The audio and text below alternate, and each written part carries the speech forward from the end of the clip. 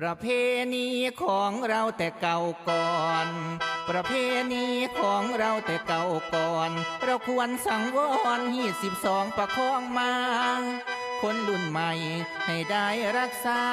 สืบสานต่อมาอย่าได้ละเลยเดือนอ้ายนั่นก็คือเดือนหนึ่งนั่นหมายถึงท่านพระสงฆ์เข้ากรรมเดือนยี่นั่นก็คือเดือนสองทำตามเหตุของต้องทำบุญคุณลานเดือนสามเป็นบุญเข้าจีเดือนสามเป็นบุญเข้าจีส่วนเดือนสี่แห่พระเวทเข้าเมือง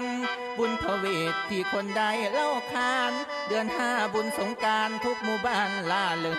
งเดือนหกเป็นบุญบั้งไฟ